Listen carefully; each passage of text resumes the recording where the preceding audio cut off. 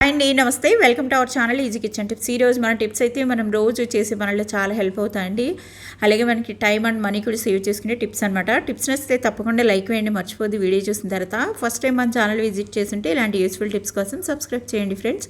ఇప్పుడైతే వీడియో చూసేద్దాం. First tip వచ్చేసి, ఇలా మనకి మామూలుగా అయితే చట్నీలు చేస్తాం కదా, ఇడ్లీ దోశ అవి చేసినప్పుడు మనకి చట్నీ ఖచ్చితంగా చేస్తాము. మనకు అలా చేసి ఓపిక లేనప్పుడు, టైం లేనప్పుడు ఇన్స్టెంట్గా అప్పటికప్పుడు ఇలా చేసుకోండి. ఏంటంటే మనం అయితే ఆవకాయలు మాగాయలు అయితే పట్టుకున్నాం కదా, అయితే ఆ మాగాయ పచ్చడి ఒక గరిటె వేసుకోవాలి.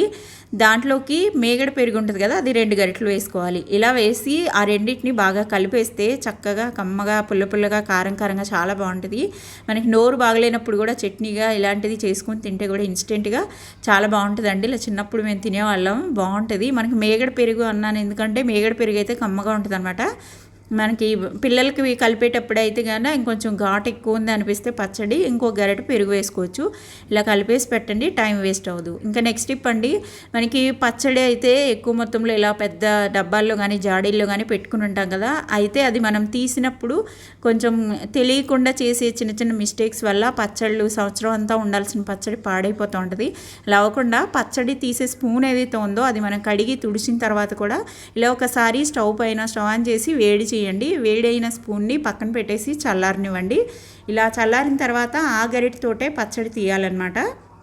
ఇలా తీస్తే ఏమవుతుందంటే మీకు పచ్చడి పాడవకుండా ఉంటుంది అనమాట. దానికి ఏమైనా చెమ్మున్నా లేదైనా బ్యాక్టీరియా ఉన్నా కూడా స్టవ్ పైన వేడి చేయడం వల్ల మనకి పర్ఫెక్ట్గా అవుతుంది అనమాట. ఆ గరిటెతోటి పచ్చడి తీయడం వల్ల పచ్చడి పాడవటం, నురగలాగా వచ్చేస్తుంది కొందరికి, లేదంటే బూజు పట్టేయటం అవుతుంది. అలా అవ్వకుండా ఉంటుంది. అలాగే పచ్చడి అంతా ఒక దగ్గరికి తీసినట్టు కాకుండా ఇలా సమానంగా మనం ఈవెన్గా చేసేసి పెద్ద డబ్బాలో ఉన్నది ఇలా నూనె అంతా పైకి వచ్చేట్టు సర్దేసుకుని ఆ తర్వాత మూత పెట్టేస్తే మనకి మళ్ళీ నెక్స్ట్ ఎప్పుడు తీసినా కూడా ఫ్రెష్గా ఉంటుంది అనమాట, పాడవకుండా. ఇలా ట్రై చేయండి. అలాగే నెక్స్ట్ టిప్ అండి, మనం ఎగ్స్ ఒలిచేటప్పుడు ఇలా కొంచెం చిన్న చిన్నగా ఎగ్ వైట్ కూడా ఇలా పెంకితో పాటు వచ్చేస్తూ ఉంటుంది కదా, ఎగ్ షెల్తో పాటు. అలా వచ్చేయకుండా మనకి ఈజీగా ఒలవడానికి ఇలా కొద్దిగా బాయిల్ అయిన ఎగ్స్ని ఇలా తీసుకొని చక్కగా పైన కొంచెం పెంకి అంతా పక్కకు తీసేసి స్పూన్ పట్టేంత ప్లేస్ ఒలిచేసేసి తర్వాత ఇలా స్పూన్ పెట్టేసి మనం ఇలా వీడియోలో చూపిస్తున్నట్టు పక్కకి ఇలా తిప్పినట్టు చేశారంటే చక్కగా ఎగ్ షెల్ అంతా రిమూవ్ అయిపోయి మనకి ఎగ్ సెపరేట్గా భలే వస్తుందండి. ఇది నేను ఎక్కడో వీడియోలో చూశాను, చాలా మంచిగా అనిపించింది నాకైతే, సరదాగా అనిపించి తీసాను అనమాట. చాలా బాగా వస్తుంది, పర్ఫెక్ట్గా వస్తుంది. ఒకసారి ట్రై చేయండి మీరు కూడా ఇలాగా. ఇలా మనకి మళ్ళీ చెప్తున్నాను చూడండి, బాయిల్ చేసుకున్న ఎగ్స్ని ఇలా కొంచెంగా మనం షెల్ని పక్కకి తీసేసి స్పూన్ పెట్టేసి అక్కడి నుంచి ఇలా తిప్పేసినట్టు చేస్తే మనకి ఎగ్ షెల్ అంతా రౌండ్గానే ఉండిపోద్ది, ఎగ్ సెపరేట్గా వచ్చేస్తుంది అనమాట. ఇలా ట్రై చేయండి. ఇంకా నెక్స్ట్ టిప్ అండి, మనకి ఉల్లిపాయలు అయితే ఇప్పుడు ఈ వర్షాలు స్టార్ట్ అవుతున్నప్పుడు చాలా కాస్ట్ పెరిగిపోతుంటాయి.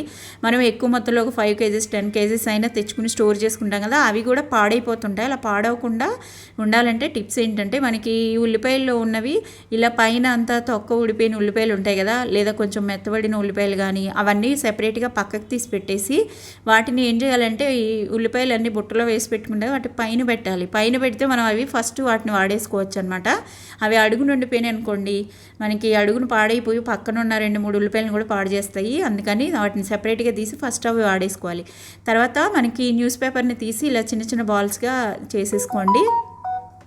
ఇలా చేసేసి తర్వాత మనకి బుట్టలో కూడా ఉల్లిపాయలు ఎందులో అయితే వేసామో ఆ బుట్టలో కూడా ఇలా న్యూస్ పేపర్ని అడుగున 1-2 లేయర్స్గా వేసి పెట్టేసుకోవాలి. తర్వాత ఈ తయారు చేసుకున్న న్యూస్ పేపర్ బాల్స్ ఉన్నాయి కదా, వీటిని కూడా ఈ ఉల్లిపాయల్లోకి అక్కడక్కడ పెట్టేస్తే వాటికి ఏమైనా చెమ్మ తగులుతున్నా కూడా అవి పీల్చుకుంటాయి అనమాట. ఉల్లిపాయలు పాడవకుండా ఉంటాయి. మనకి ఇప్పుడు చాలా కాస్ట్ పెట్టుకున్న ఆనియన్స్ పాడవకుండా ఈ టిప్స్ ట్రై చేయండి. ఇంకా నెక్స్ట్ టిప్ అండి, మనకి చపాతీ చేయడానికి ఇలాంటి సిలికాన్ షీట్లు అయితే వాడుతున్నాం కదా, ఇది మనం చపాతీ చేయడం అయిపోయిన తర్వాత ఇది మొత్తం కడిగేసి మనకి డ్రై చేసి పెట్టుకుంటాము. ఎక్కడంటే అక్కడ పెడితే అది మళ్ళీ డస్ట్ పట్టేస్తూ ఉంటుంది. మళ్ళీ వాడేటప్పుడు మళ్ళీ క్లీన్ చేసి వాడాలంటే చాలా టైం తీసుకుంటుంది. దీన్ని స్టోర్ చేసుకోవడానికి ఇలా ఫోల్డ్ చేసేసి చక్కగా మనకి ఏదైనా జిప్ లాక్ బ్యాగ్స్ ఉంటాయి కదా, వాటిలోకి పెట్టేసుకోవచ్చు అనమాట. ఇక్కడైతే నేను ఐడి దోశ బ్యాటర్ ప్యాకెట్ ఉంటుంది కదా, ఆ పిండి అంతా వాడేసిన తర్వాత శుభ్రంగా కడిగి ఆరబెట్టేసుకుంటే వీటిని చక్కగా మనం స్టోర్ చేసుకోవడానికి వాడుకోవచ్చు అండి, స్టోరేజ్ బ్యాగ్స్ లాగా. ఇది నేను ఇంతకుముందు కూడా చెప్పాను టిప్పు. ఇలాంటి బ్యాగ్స్ని కడిగేసి పెట్టుకుంటే మనకి కట్ చేసిన వెజిటబుల్స్ కానీ లేదంటే ఆకుకూరలు వెజిటబుల్స్ ఏవైనా కూడా స్టోర్ చేసుకోవచ్చు వీటిలోకి. ఫ్రూట్స్ కానీ ఇలా లాక్ వేసేసి ఫ్రిడ్జ్లో పెట్టుకోవచ్చు అనమాట.